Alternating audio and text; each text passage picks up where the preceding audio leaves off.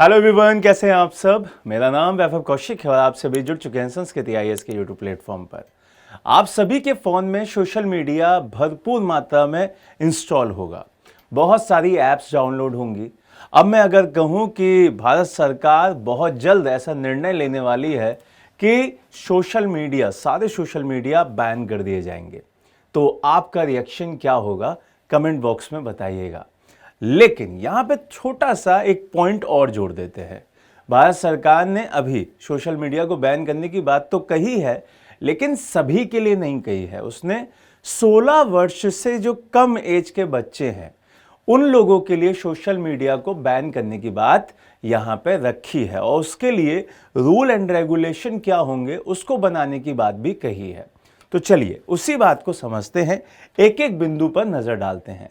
लेकिन यहां पे कमेंट बॉक्स में आप बताइएगा कि क्या भारत सरकार को यह स्टेप ले लेना चाहिए कि 16 साल के जो छोटे बच्चे हैं उनके लिए जितने भी सोशल मीडिया प्लेटफॉर्म्स हैं उन सभी को बैन कर देना चाहिए और उनकी जब तक एज 16 साल नहीं हो जाती तब तक उन्हें वो अलाउड नहीं होना चाहिए।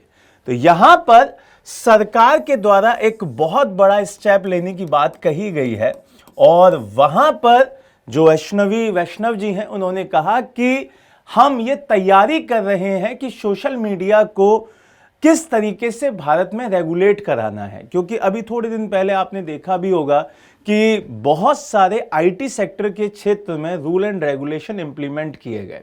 तो यहां पर जो केंद्रीय मंत्री अश्विनी वैष्णव जी हैं उन्होंने ये सारी बातें कही और कहां पे कही हैं ये सारी बातें, एआई जो इम्पैक्ट समिट चल रही है वहां पे गई है। आप सभी को ये याद रखना है कि एआई इम्पैक्ट समिट में जो जो चीजें फाइनल किए जाएं उनको अच्छे से याद कर लीजिएगा। तो सबसे इंपॉर्टेंट बात यहां पर सोशल मीडिया को लेकर भी आ रही है कि भाई आप किस तरीके से इंडिया में उसे रेगुलेट कराएंगे। तो यहां अश्विनी वैष्णव जी ने कहा कि देखो फायदे बहुत है सोशल मीडिया के, लेकिन यहां आज का जो बच्चा है वो बहुत उससे इंफेक्ट हो रहा है, बहुत ज्यादा उसकी पढ़ाई डिस्टर्ब हो रही है। तो यहां पर वैश्विक प्रतिबंधों की लहर चल रही है, तो उसी में हम भी क्या करेंगे, इस तरीके के रूल एंड रेगुलेशन बनाएंगे जिससे कि इंडिया के अंदर जो सोशल मीडिया है वो सही से क्या कर सके, रेगुलेट हो सके, उसको सही से काम करने की एक गाइडलाइन जारी करेंगे जिससे वो सही से हमारे देश में इंप्लीमेंट हो सके। वहां पर उन्होंने कुछ देशों की बात भी कही, जैसे ऑस्ट्रेलिया, उसके बाद स्पेन, उसके बाद यूरोपियन संघ। इन तीनों चारों का एग्जाम्पल देते हुए उन्होंने कहा कि ऑस्ट्रेलिया में इंस्टाग्राम, फेसबुक, एक्स, टिकटॉक, इन सभी पर बैन लगाई है और बच्चे इसको यूज नहीं कर सकते। उसके साथ साथ स्पेन में भी बात कही कि भाई सोशल मीडिया को भी, कई सारे प्लेटफॉर्म्स को वहां पर भी बैन किया गया है। यूरोपियन यूनियन ने बहुत सारे बच्चों को लेकर कुछ जो एप्स हैं उनको वहां पे बैन किया है।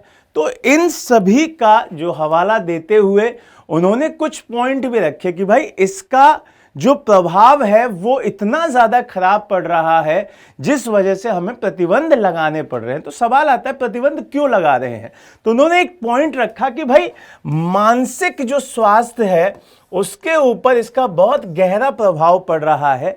एक लत लग जाती है बच्चों को, जैसे आपने देखा होगा कि रील्स को हम लोग स्क्रॉल करते हैं तो स्क्रॉल करते जाते हैं।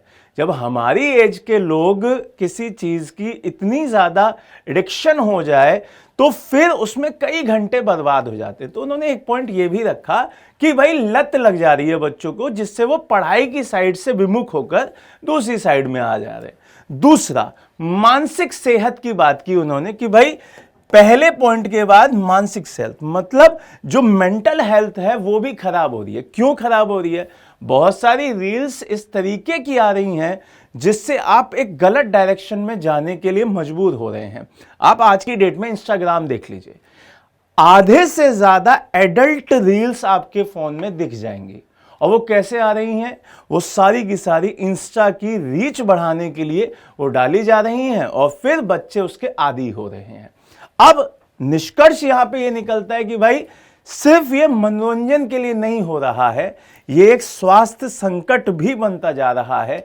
चीजें इतनी ज्यादा खराब हो रही हैं कि बच्चे इसकी लत में आने की वजह से अपनी पढ़ाई खराब कर रहे हैं। उसके साथ साथ एक पॉइंट और आया जो कि अभी आईटी सेक्टर के जब रूल्स एंड रेगुलेशन बन रहे थे तब रखा गया था, जिसका नाम था डीप फेक और डिजिटल खतरे।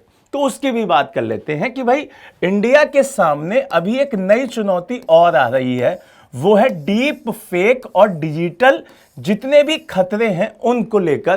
तो सरकार ने विशेष रूप से डीप फेक की बात करी है। अब डीप फेक क्या होता है कि आप बिल्कुल सेम टू सेम, जैसे अगर मेरा फेस है तो सेम टू सेम इतनी रिसर्च कर लीजिए कि मेरी सेम हूबहू एक कॉपी एक बिल्कुल एआई से जनरेट कर दीजिए। तो यहां पे एआई का यूज करके हम लोग क्या कर रहे हैं, एक हम शक्ल बना दे रहे हैं और यहां पर उसका गलत यूज ले रहे हैं। तो यहां पे डीप फेक के बारे में भी उन्होंने चिंता जताई कि भाई इससे भी बहुत अपराध हो रहे हैं, हमें इस पर भी रोक लगानी है। जो आपके डिजिटल अपराध हैं उनको कंट्रोल में लाना है। अब यहां से भारत के अंदर सोशल मीडिया का जो व्यापार है, जो बाजार है, अगर उसकी बात की जाए तो उस पर भी उन्होंने कुछ पॉइंट रखे कि भाई इंडिया के अंदर इतनी पॉपुलेशन है कि वो अगर एक ऐप भी डाउनलोड करते हैं तो जो सामने वाली कंपनियां हैं उनका अपने आप मुनाफा हो जाएगा। जैसे कि अगर मैं बात करूं भारत के अंदर इन सब के बाजार की, एक मार्केट की, तो मार्केट के रूप में ये सारी कंपनियां अपने आप को देखती हैं। जैसे इंस्टाग्राम हुआ, फेसबुक हुआ, एक्स हुआ, स्नैपचैट हुआ, व्हाट्सएप हुआ, कई सारी कंपनियां तो इसमें मेटा की ही हैं। तो यहां पर उन सब का डाटा चला जाता है, उन सब की सारी पर्सनल लाइफ की पिक्स चली जाती हैं और उसका गलत यूज कौन कर सकता है, वो कंपनियां कर सकती हैं। तो यहां पर एक बहुत बड़ा मार्केट उन कंपनियों को मिल रहा है, उन कंपनियों के पास हमारा डाटा जा रहा है और बाद में ऐसा लगता है कि अरे ये तो बहुत प्राइवेट है, हमारा बाद में यूज ही नहीं होगा, सब डाटा है उनके पास। तो इसीलिए सरकार आपको सुरक्षित रखने के लिए भी, उन बच्चों को सुरक्षित रखने के लिए ये रूल एंड रेगुलेशन ला रही है। क्योंकि हमें आज की डेट में समझ है कि चलो डाटा मतलब अगर इस तरीके का हम वहां पे अपलोड करेंगे तो लीक हो सकता है, लेकिन छोटे बच्चों को नहीं है, वो उस तरीके की प्राइवेट चीजें भी डाल देते हैं, प्राइवेट पिक्स डाल देते हैं जो आगे भविष्य में उनके लिए खतरा बन सकती हैं। अब यहां पर बाजार की बात चल रही थी, तो बाजार को उन्होंने एक इंडस्ट्री के फेज में बना दिया है कि भाई आपने उद्योग के रूप में वहां दिखाया, तो वो देखते हैं कि भाई इसे प्रॉफिट कैसे कमाया जाए। तो यहां पर जितनी भी टेक कंपनियां हैं वो सारी प्रॉफिट के रूप में इन सबको काम में ला रही हैं। तो इससे सेफ्टी बहुत ज्यादा घट गई है। तो उसी सेफ्टी को बढ़ाने के लिए, उसी सेफ्टी को इंक्रीज करने के लिए, देश में उस सुरक्षा व्यवस्था को बहुत ऊपर लाने के लिए सरकार अब इस तरीके की चीजें लेके आ रही है। तो यहां पे ये कहा जा सकता है कि भविष्य की दिशा को निर्धारित करने के लिए सरकार का ये एक बहुत अहम कदम है और बच्चों की सेफ्टी के लिए ये बहुत इंपॉर्टेंट हो जाता है कि हम अपने देश का जो भविष्य है, जो आने वाला हमारा फ्यूचर है, उसको हम कैसे सुरक्षित करते हैं। अब आपकी जिम्मेदारी है कि कमेंट बॉक्स में अपनी राय दें कि सरकार का जो ये स्टेप है वो सही है या गलत है, और कौन कौन सी ऐप भारत सरकार को टोटली हम लोगों के लिए भी बैन कर देनी चाहिए, वो किसी भी व्यक्ति के लिए ना चले भारत में, वो भी आप बता सकते हैं। नए वीडियो के साथ दोबारा मिलेंगे, तब तक के लिए मुस्कुराते रहिए, पढ़ते रहिए, नई नई चीज़ें सीखते रहिए। जय हिंद, जय भारत।